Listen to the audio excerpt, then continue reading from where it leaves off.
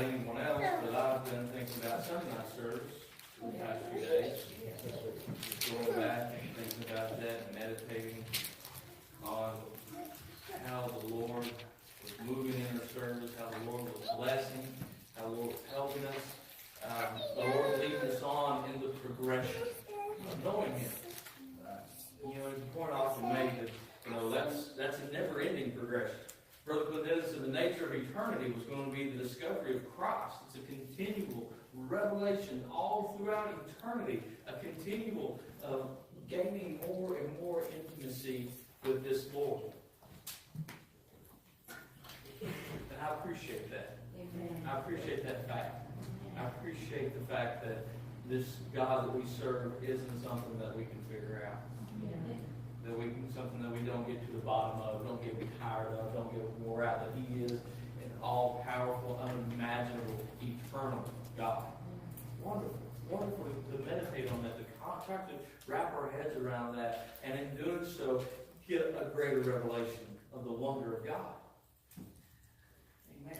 The songs that we're singing are so good tonight, focusing on being there, being in that city, being in that place that we have our focus on, that we have our hope in, that we look to, that gives us encouragement, motivation to seek God, to go on to serve God, to persevere through the hard times. And I was thinking, all the focus in that city, when John sing those ones in the city, they were singing, "Worthy is the Lamb.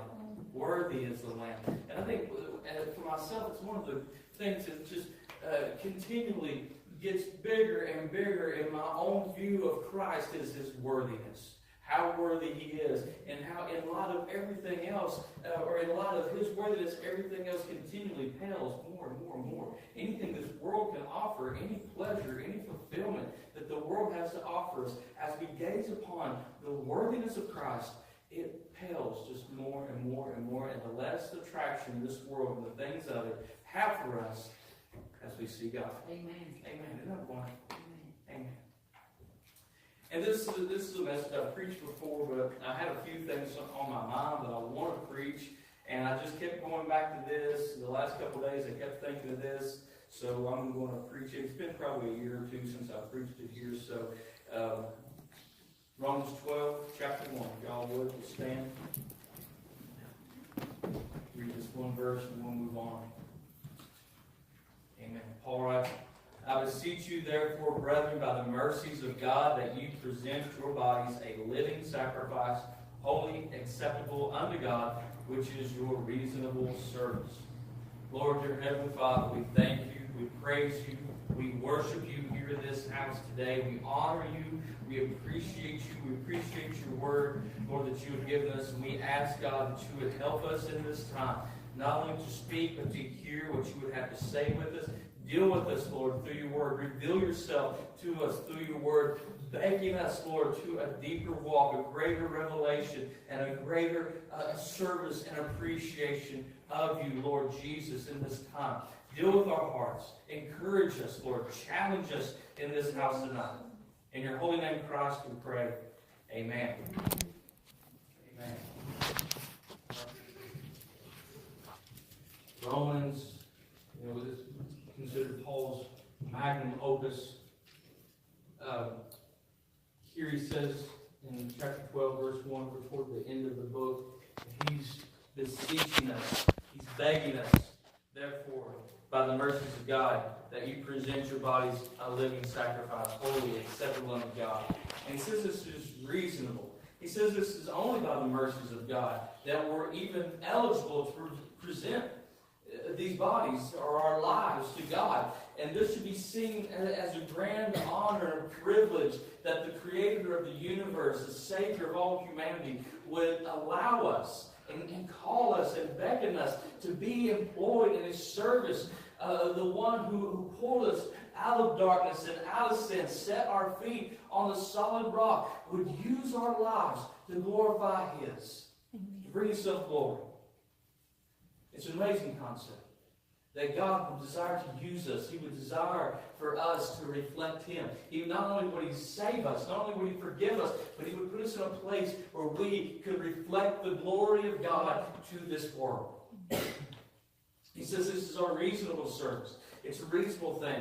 And, I think, when we hear something reasonable, it means it's not making too great of a demand on us. This isn't too great of a thing for him to demand of us. It's not asking too much of me to give myself to him. The one who suffered and died, who set us free, who paid our debt, who bought us with his own blood, who created all humanity, had every right to destroy it off the face of this earth. He calls us by his mercy and grace. He redeems us and calls us to reflect him. He says this isn't too much to ask. And I believe that, that once we have come in contact with this God and have a revelation of his worth and value, it's a natural desire for us to serve God, to be given to him, to cry out, Lord, here I am, use me, to bring ourselves to be given unto him. The greatest thing that we have is ourselves.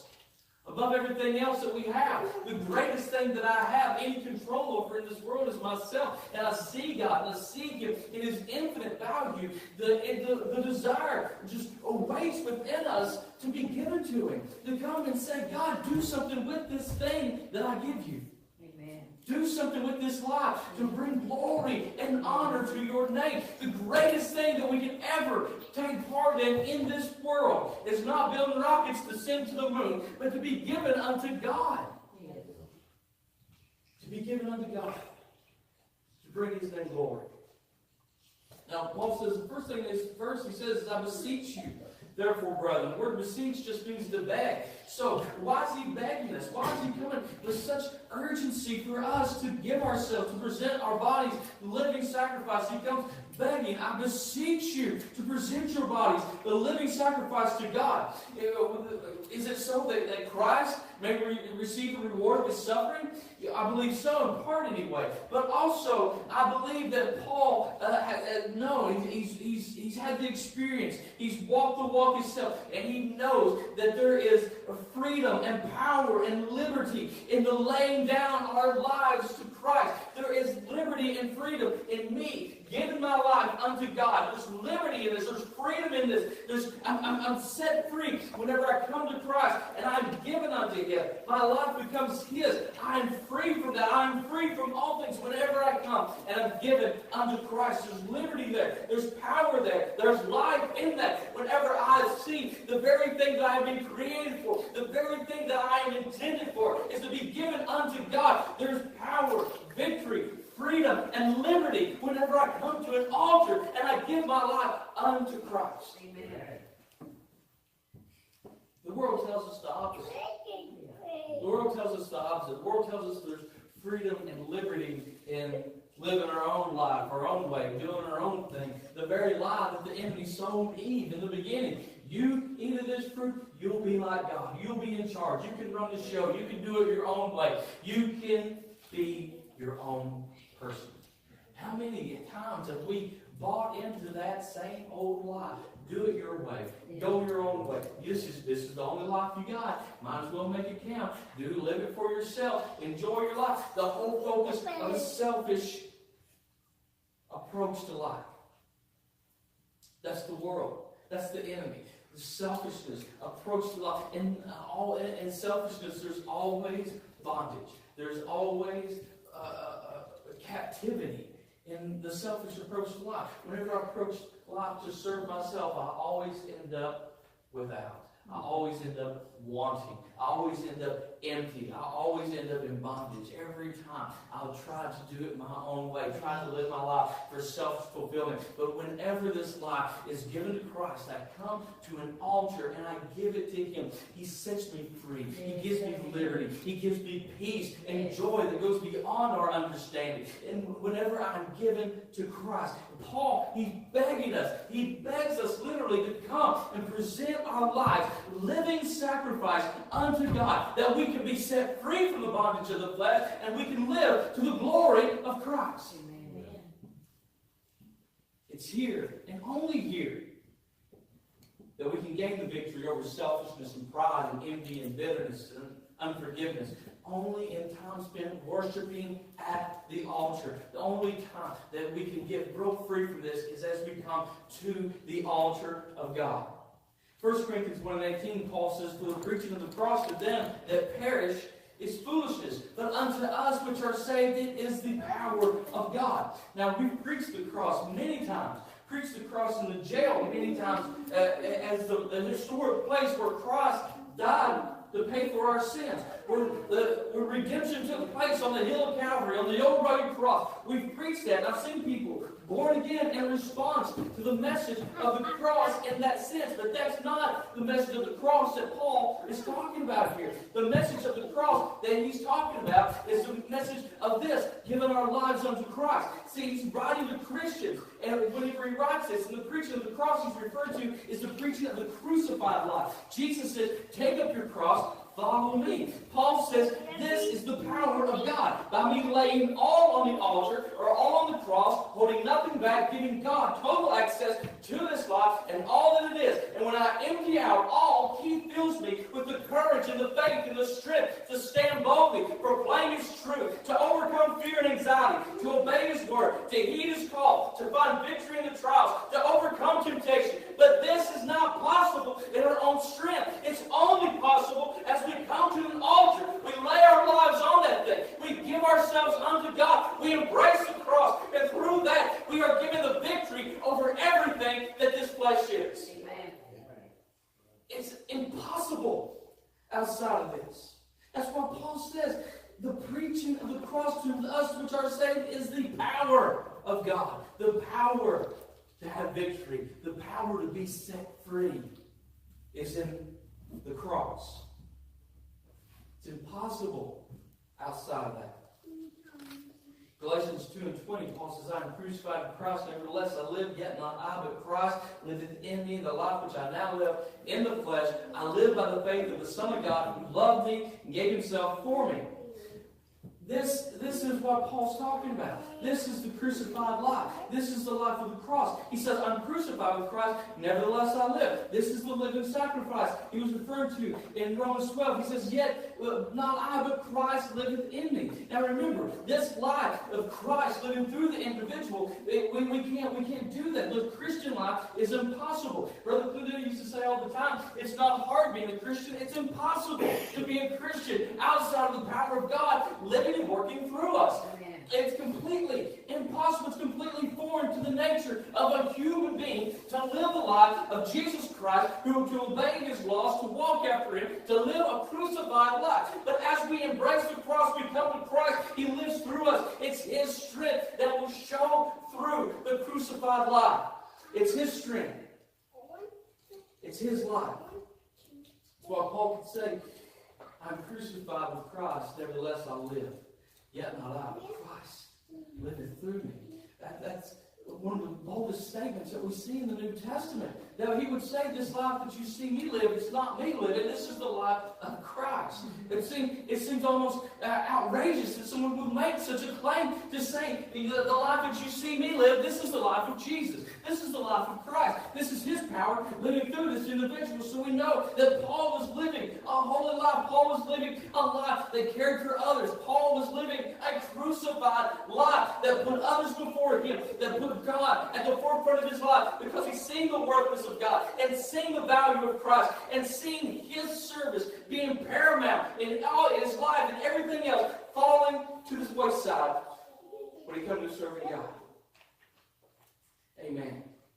Tozer explained it like this. He said that this soul that we have is like a God-shaped garment designed by God and for God. But instead of us filling that void with God, we fill it with all the types of rubbish. And if we will come to the altar and pour out all that is within us, Christ will come and fill that void. Amen. Brother Jerome come with a word from God Sunday night about being filled with God, coming to God, being filled. You see, this life that we live, as we walk in this life as Christians, we can't go on reserve forever. It's a continual thing. It's a continual visit to the altar. It's a continual dependency upon Christ and His life living in me and coming through me. A continual dependency upon Him. As we walk and live and breathe in this world, we run out in a sense. I know that sounds strange, but in a sense, we run out on our own strength. We have to continually come back to the place where we see God, where He fills us, where He deals with us, where He strengthens us. And I can walk in His strength and His courage. If I try to do it on my own, I'll end up failing. If I try to neglect the altar, if I try to neglect the time spent seeking God, presenting myself to be filled with God, presenting myself a living sacrifice unto God, if I neglect that time spent in an altar, I will be functioning in my own strength, I'll be functioning in my flesh, and I will be setting myself up for failure, and then ultimately to bring reproach upon the name of God. But if I continually come back to that source, because I know I can't do it on my own, if I continually come back, He'll give me His strength, His courage, His boldness, His power, His love, His mercy, His compassion, His faith to continue on in the journey. Remember when Elijah was fleeing Jezebel and he was afraid. He was hiding out. He decided to he's going to go on fast. And the Lord wakes him up, and there's bread and there's cruse of water. And He says, rise, eat, and drink, because you've got a journey. You've got somewhere you're going to have to go. You've got a hard time you're getting ready to go through, and you can't go in this strength. You need sustenance to go on. You need fed now to go on. And the Lord, He says that we have to continually come in order to get the sustenance that we need to walk in Him. People will always sacrifice to and for whatever we worship. Now, I've heard people make the point before that if you've got a 4 a.m. prayer meeting, you're going to be pretty lonely.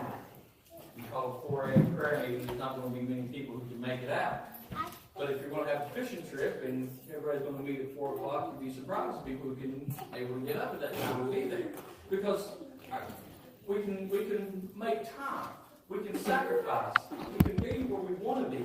We can do what we want to do. What's important to us, we'll make the sacrifice in order to be there. We'll make the sacrifice in order to do what we want to do. What's important to us, what stirs us, what we desire. And this, that's a kind of a loose example, but we see a greater example in our society. In New York City, just a few months ago, they legalized late-term abortion, and all the medical officials and most scientists will all say that there's no real need for this, that there's no real occasion that this is needed to perform these late-term abortions. It's mainly out of convenience. It's just for any reason. The way the language of the law is written, it's basically for any reason that anybody wants to do it, they can have this late-term abortion for whatever reason they want to. This can be done, and the vast majority of these abortions are done out of convenience, out of nothing other than I just don't want it. And they sacrifice these children to the God of their own convenience, to the God of their self. Sacrifice them to their own selfishness. They're sacrificing innocent lives. And even more so, we see there's folks in the church who will sacrifice to the same God of selfishness. They'll sacrifice their relationship and walk with God. Preachers and pastors sacrifice the word and the work of God to their own selfishness and greed.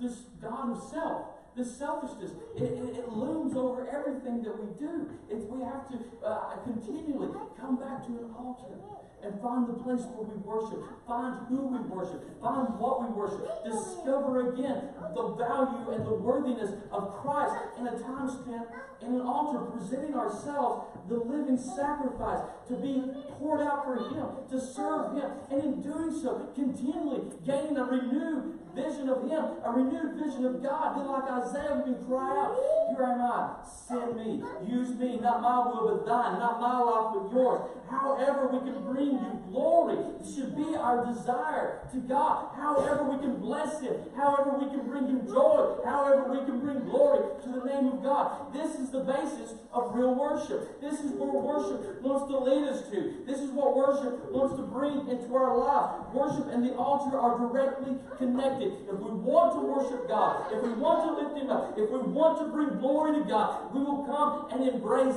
the altar. Amen. Because it's in the altar. It's in the altar that we learn real worship. It's at the altar when we learn what worship really is to be.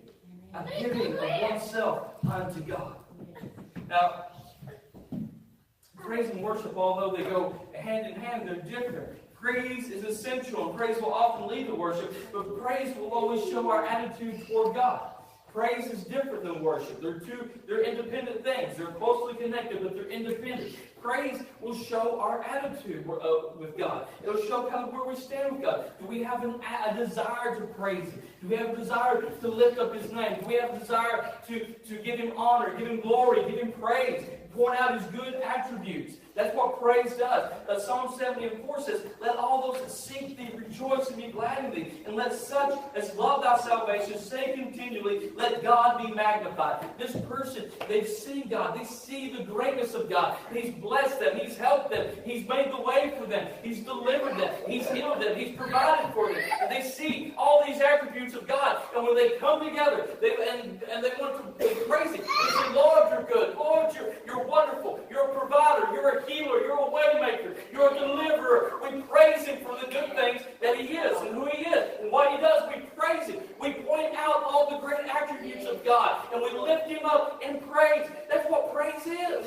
The Bible says that He will inhabit the praise of His people. So if we want to experience God, we want Him to be here with us, we praise Him. If I want to feel His presence, we lift Him up. We give Him praise. We give Him honor. We give Him glory. We magnify the good things about God. That's what praise is. It's important. It's essential. He's due our praise. We owe it to Him. We owe praise to God. Now, we praise people when praise is due.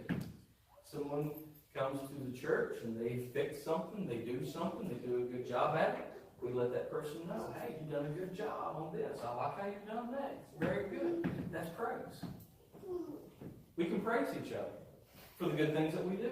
For when someone does something, there's nothing wrong with praising that person a little bit, giving them a little bit of recognition for the good things that they do. I'm sure those people here at the church, whenever they do anything, they're not looking for a recognition or looking for praise, but I'm sure that it feels good whenever someone notices the good things that they do, the good ways that they help, the way they help others, the way they bless others, the things that they do for the Lord. It's good to be recognized. And we should recognize each other. We should encourage each other. We should lift each other up in the same way. But worship is different.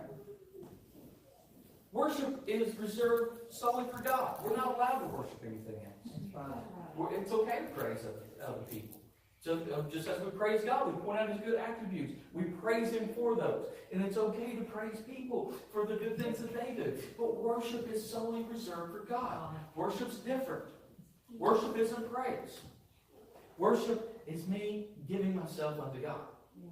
I am not allowed the greatest person I know, the greatest human I've ever encountered, the person who's given more, the person who's blessed more, who's sacrificed more, is still not worthy of my worship. Worship doesn't stop at a chill bump or a dance or a tongue. True worship always ends up at the altar with a life given unto God. Amen. Worship goes beyond praise. Worship always invokes a desire to give to God always invokes a desire to give.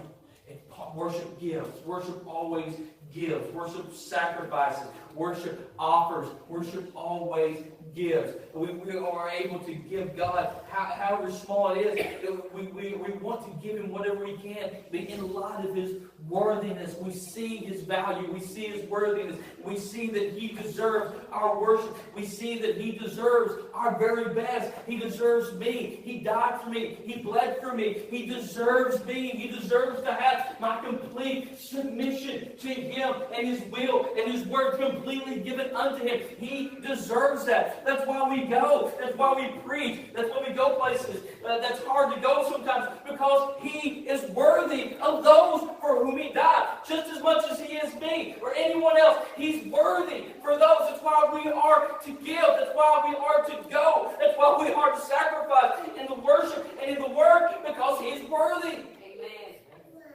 He's worthy to be served. He's worthy for us to give ourselves.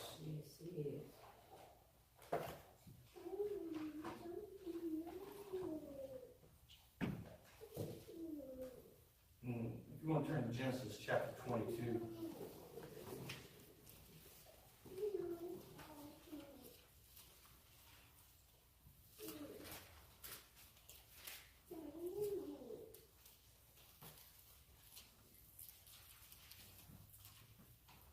worthy.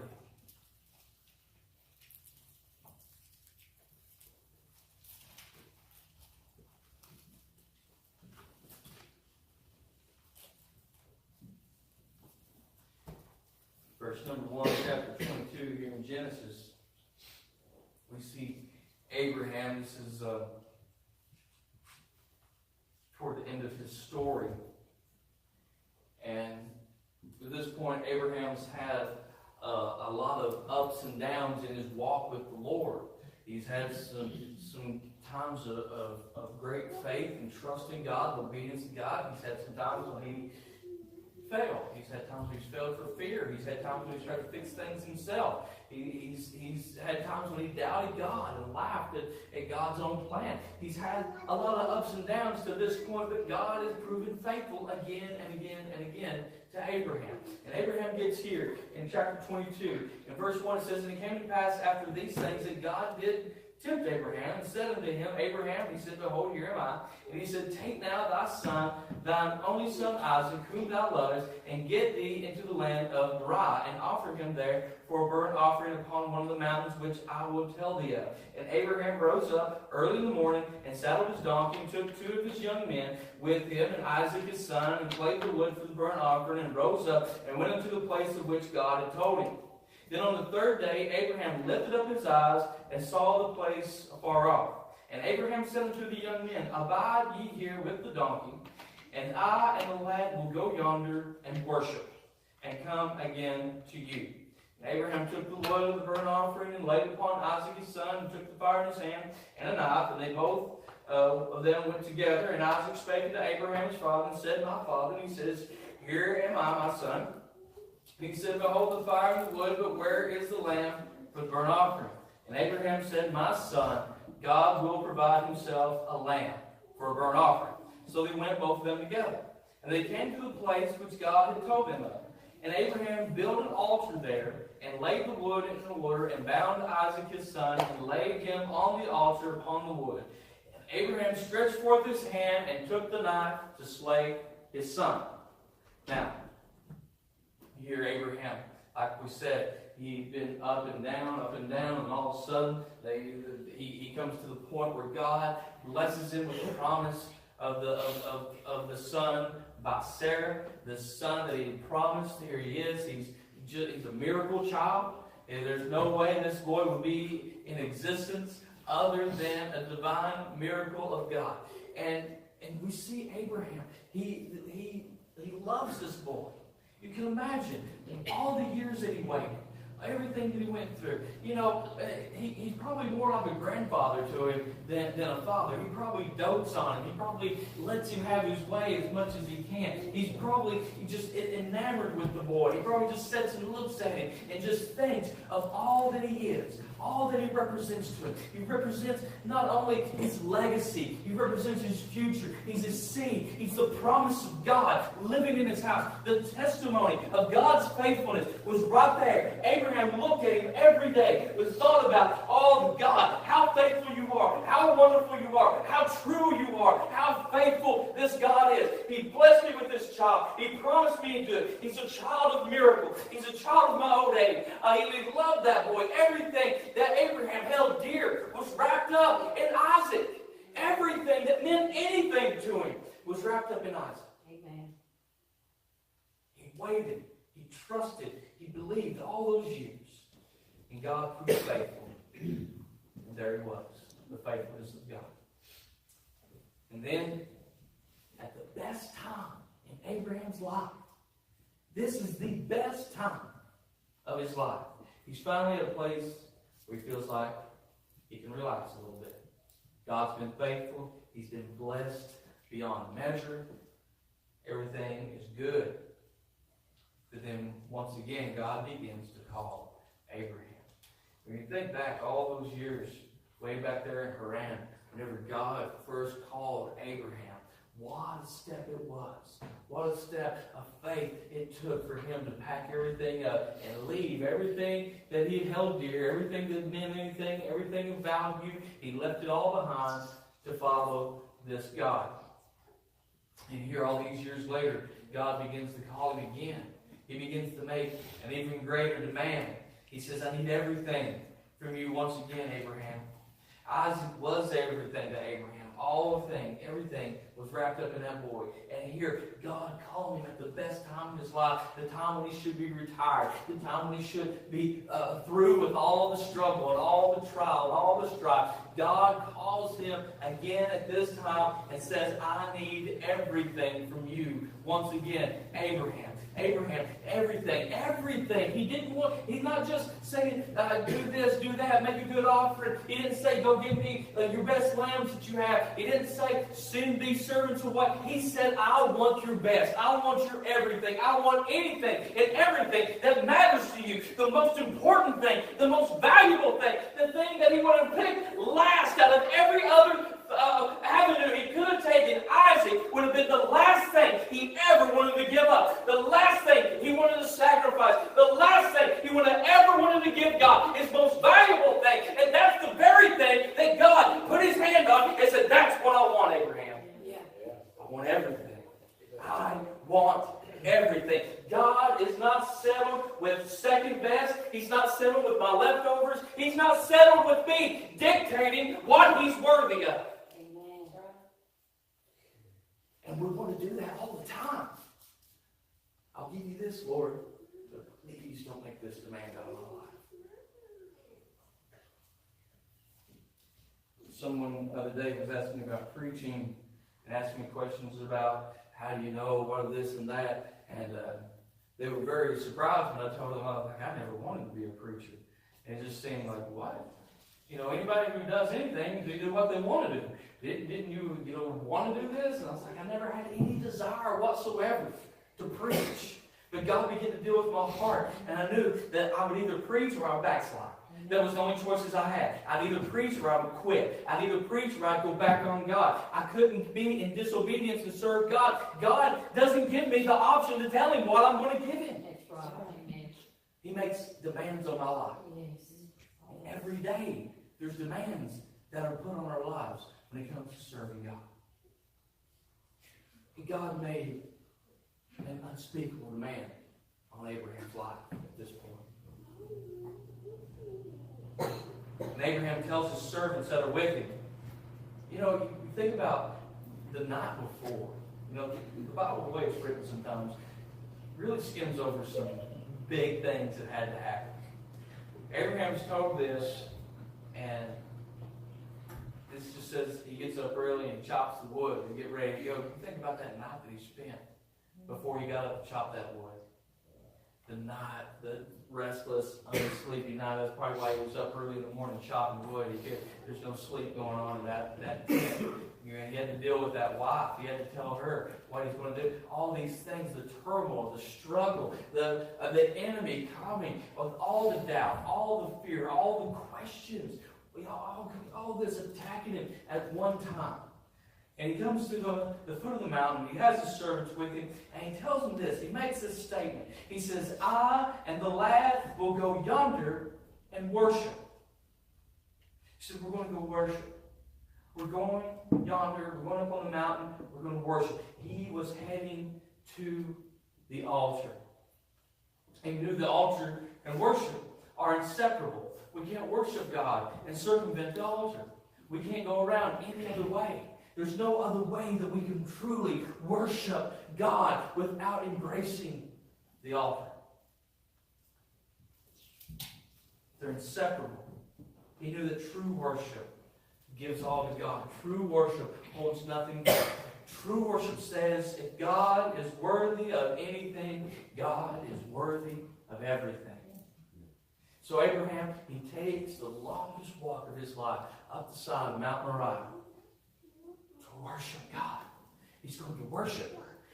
The primary reason he's going there is to worship. He's going to worship. We think, when we talk about having a worship service, we've got a very different connotation. We got a very different idea in our mind of what a worship service is going to be. But Abraham is going to a worship service. He's going to a place where he's going to present everything to God. He's going to give everything. He's going to hold nothing back. He's going to the ultimate place of worship, the place that gives all, the place that holds nothing back, the place that says that God is worth anything, He's worth everything. And Lord, here am I. I'm going to give it all. I'm coming to worship. Abraham was going to worship God. In verse number 11, it says, and the angel of the Lord called unto him out of heaven and said, Abraham, Abraham. He said, here am I. And he said, lay not thy hand upon the lad, neither do thou anything unto him. For now I know that thou fearest God, seeing thou hast not withheld thy son, thy only son, from me. And Abraham lifted up his eyes, looked, and behold, behind him a ram caught in the thicket by his horns. And Abraham went and took the ram and offered him up for a burnt offering instead of his son. And Abraham called the name of the place Jehovah-Jireh, which is to say, to this day, in the mount of the Lord it shall be seen. And the angel of the Lord called unto Abraham out of heaven the second time and said, by myself have I sworn, saith the Lord. For because thou hast done this thing, and hast not withheld thy son, thy only son, that in blessing I will bless thee, in multiplying I will multiply thy seed as the stars of the heaven and as the sand which is upon the seashore, and thy seed shall possess the gate of his enemies, and in thy seed shall all the nations of the earth be blessed, because thou hast obeyed my voice. Amen. Now, this is the last time that the Lord gives Abraham the promise. We see, over and over and over. Between chapter 12 and here, he gives the promise. The Lord visits Abraham at different points in his life and reiterates his promise. Each time it's a little deeper. Each time there's a little more detail to the promise. And this time, this is the last time. He sees this. He brings him all full circle to this place. To this place where he fully trusts God. He fully worships God. He holds nothing back from God. He brings him to this place. And he says because Abraham was willing to give all, nothing back from God, God says He'll bless and multiply Abraham, and in his seed all the earth will be blessed. Because. See, he says it's because of this. Because he was willing to give. Because he was willing to sacrifice. Because he was willing to hold nothing back, and he was willing to give God true worship. He was going to do this. He's going to bless him. If we will come and worship at the altar of God, true worship, which holds nothing back, if we come, if we desire this, if we endeavor to be worshipers, worshipers, true worshipers, if that is our endeavor, if that is our desire, if that's our burden, if we have zeal and we're zealous to truly worship God, God will bless and multiply us. We'll see souls born into the kingdom. But it doesn't happen for the selfish and greedy. It happens for the true worshiper. The ones who are willing to be sent, the ones who are willing to be spent for God, the ones who will lay everything before God on the altar, the one who is willing to give true worship. Revelation 11:1, in John, his vision, he sees a peculiar sight. It says, "And there was given me a reed, like unto a rod. And the angel stood, saying, Rise, measure the temple, measure the altar, and measure the worshiper therein." Now I heard Brother say, the reason he's measuring all these things is they all have to work together. They all have to fit. They all have to coincide. They all have to measure up. And he measures the worshiper along with the altar. He measures the altar, he measures the worshiper. You see, the altar is designed for the worshiper now. We're not putting bulls and goats on there anymore. We come offering ourselves, and the worshiper must fit the altar. Now, Brother Clendenin said that I can't conform myself to Christ.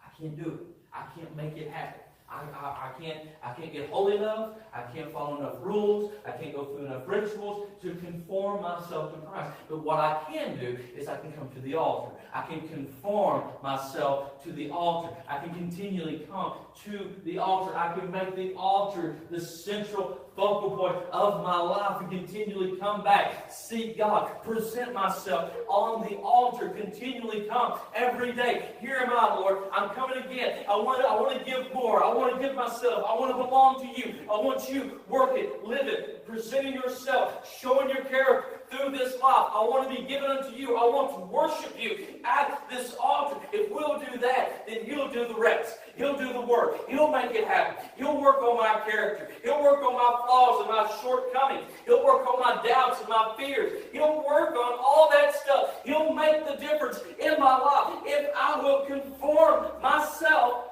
to the altar. So the worshiper, he has to fit the altar. In Psalms 141:2, David says, let my prayer be set forth before thee as incense, and the lifting up of my hands as the evening sacrifice. Now, the evening sacrifice wasn't the sin sacrifice.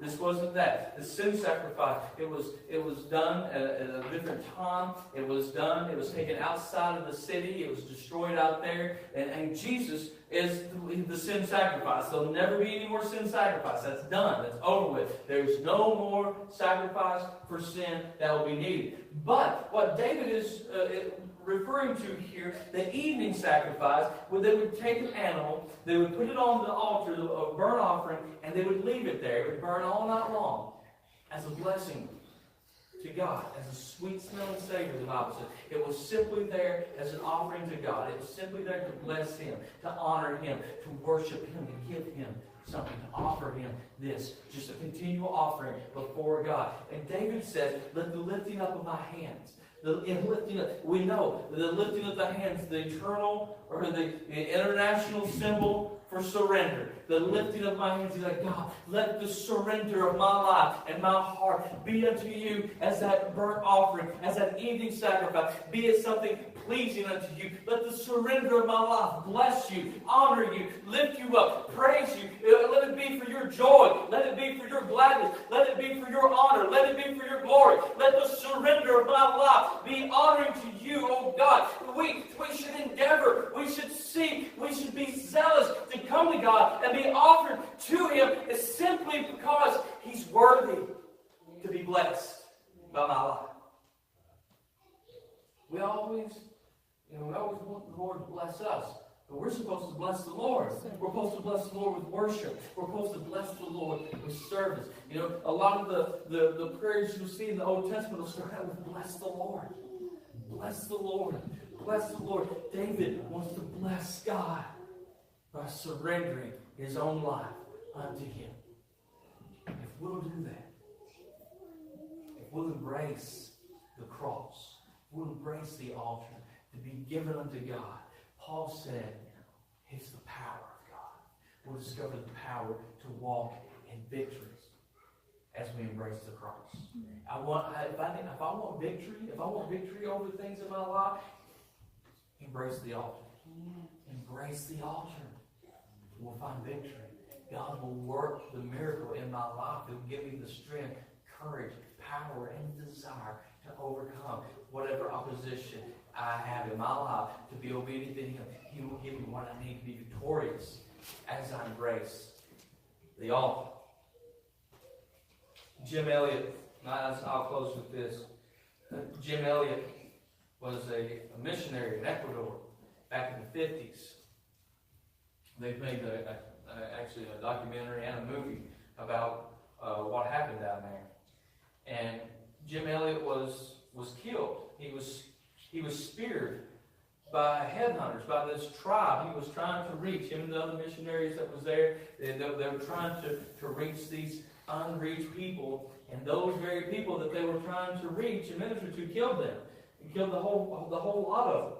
And eventually, one of the men's sons and wife, after he'd been killed by these people, made contact with them and, led this group of people to the Lord. There's churches in that town, in that village.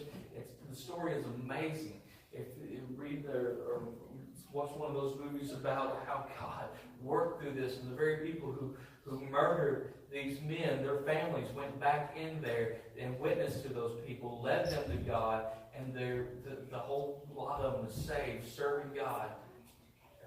Last I knew. But Jim Elliot wrote this right before he went that day and was murdered by the people he was trying to minister to.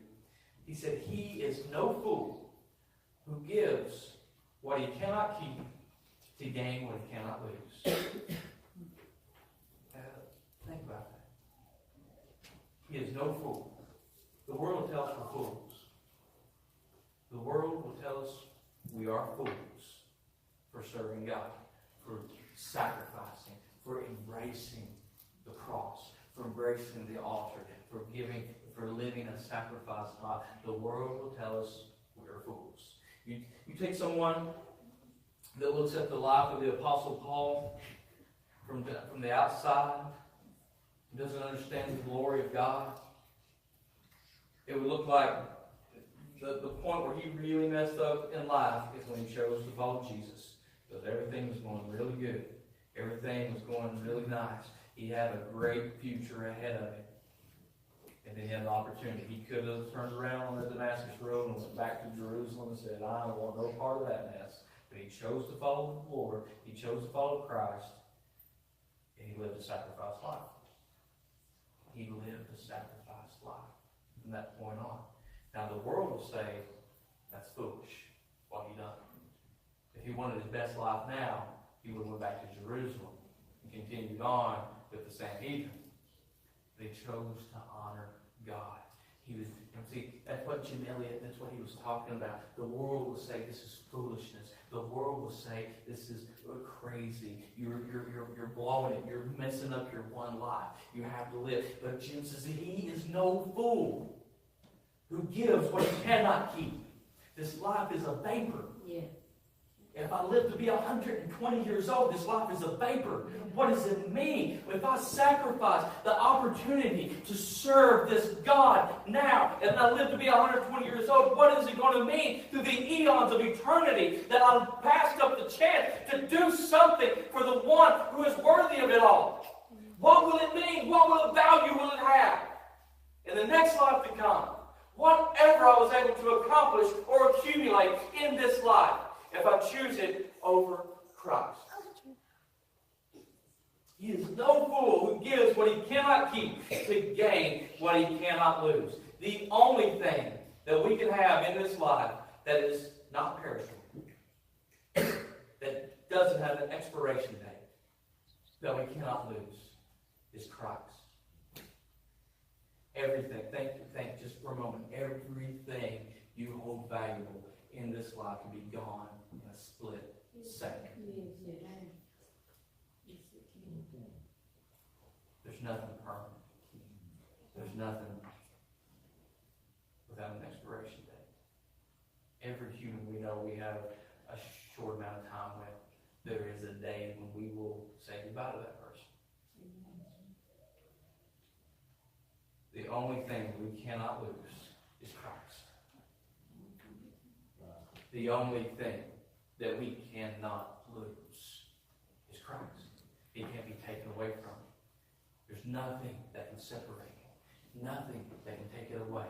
So, with that in mind, we look at that when it comes to reality, that He is no fool who gives what He cannot keep to gain what He cannot lose. It should drive us, it should motivate us, it should spur us along to pursue this relationship and this knowledge with Christ. And the place that we make that happen, the place that we embrace Him, the place that we learn Him, the place that we come in the greatest contact with Jesus is in the altar. As we come and we present ourselves unto Him, living sacrifice. Amen. Amen. We'll go ahead and close. We'll give everyone opportunity to come to the altar. Come. Let God deal with you. Show you those things. Show you the places where we can get closer. Where we can know Him greater. Where we can be given unto Him. It's a continual process. If we think we've given everything we got, He'll show us there's more. He'll show us there's more. There's more of Christ for us to have. And this is where the trade-off takes place. As we come and we embrace the altar of God, a trade-off takes place. I give my life to gain His. Amen. Let's all come. Everyone who would come, let's pray.